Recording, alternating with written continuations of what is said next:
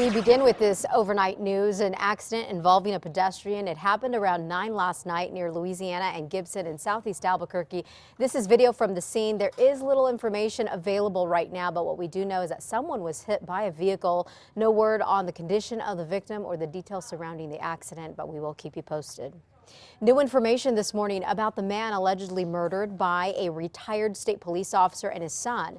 Jack and John McDowell were charged this week with killing 35-year-old James Chavez in his Rio Rancho home a year and a half ago. Sources say the motive was drugs. An autopsy report obtained by News 13 shows that Chavez was stabbed in the chest, abdomen, and forearm. Toxicology tests did find meth in his system. Police say the younger McDowell knew the victim. Stopping problems and lawsuits before they start. That's what the MDC wants to do with a new rape prevention program. It could, potentially be $1 million lawsuit, and we have to get in front of this whole thing so that it doesn't happen. The jail's chief, Ramon Rustin, there is talking about sexual assaults that happen inside the jail, and now he wants Bernalillo County Commission to accept a federal grant called the Prison Rape Elimination Act and match the $282,000 that it's worth. That would help pay to hire a new worker who would train corrections officers how to spot situations where inmates could be raped, how to investigate those cases. The money would also pay to teach inmates about being more aware of sexual assaults. Well, the Albuquerque police officer who ended up on the wrong side of the law, accused of breaking into another officer's home and stealing a TV, won't be at work today because he's quit. Daniel Burge turned in his badge yesterday after a grand jury indicted him on residential burglary and larceny charges, accusing him of breaking into that apartment in Rio Rancho and taking a TV. However, prosecutors say they may actually dismiss those charges to file other ones on Mr. Burge. Sources tell us he is part of an illegal steroid investigation. As the trial of the alleged Arroyo molester continues, DNA is brought up in court. Yesterday, an Albuquerque police forensic scientist told the jurors that the DNA collected links Henna Sandoval to the alleged rape of an 11-year-old boy in an Arroyo in 2003. But Sandoval's attorneys suggest that a 2005 scandal in the police department's evidence room may have tainted any presumed evidence. Sandoval is also accused of molesting 5 other boys in Albuquerque. He will be tried on those cases later. As of last night, a Rio Arriba County man is behind bars charged with manslaughter. He is being held on a $300,000 cash-only bond. Sheriff deputies say 51-year-old Andy Martinez shot his 29-year-old niece, Crystal Maestas, Wednesday night. They say it happened at their home in Hernandez. The Rio Arriba County Sheriff says the shooting stemmed from a family horseplay and drinking, and says Martinez appeared to be really drunk. A man from Portales who is locked up convicted of murder will be getting a new trial. The state Supreme Court just ordered that for this man, Arnoldo Navarrete, back in 2009. He was convicted of shooting a man 16 years before that.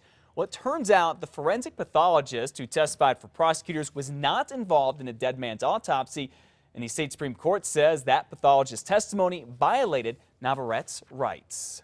Well, sometime in the next 2 weeks, the city of Albuquerque should be destroying a house in the Northeast Heights that has been at the center of a lot of problems for years now. An elderly woman died after it caught fire a couple of weeks ago, and now people apparently are breaking into this home all the time. In fact, this house is so beat up and unsafe that the city put a fence around it to try and keep people out. But the president of the neighborhood association in the area says despite that and the fact that the house is basically empty, people continue to break in. There have been people coming by who apparently either were trying to retrieve their property inside or they were attempting to vandalize it. Juanita Adams is the woman who died when the house did catch fire. Investigators have not said if the fire killed her or if she died before it started. Albuquerque police are looking for the suspects involved in a bold home invasion. It happened Wednesday night on De Trevis in the southwest. That's near 98th and Central. The victim told police he was standing outside when 3 people forced him into the house and tied him up, taking off with his cell, credit cards, and his car. Police say one of the robbers then used the victim's stolen phone to call the victim's family to let them know that he was tied up and left there. The victim's family then alerted police, but in the end, police say the victim could not give them a description of the robbers.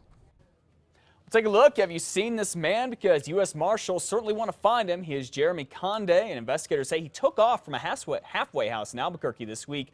Conde has a long list of crimes, breaking the law, and marshals say he could be armed and dangerous.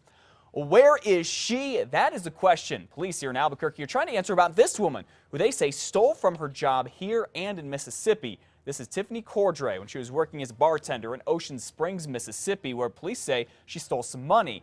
Then she moved here, got a job at the Macy's at Coronado Center, and that's where investigators say she stole thousands of dollars of gift cards and cash last month. And take a look at this picture right here. APD still looking for this guy. They say he's one of two men who robbed a McDonald's at Coors and Quail Northwest back in November. They say this guy even threatened workers there with some sort of a weapon. So if you know anything, please notify Albuquerque police. Police job never gets done around here. I know it. 506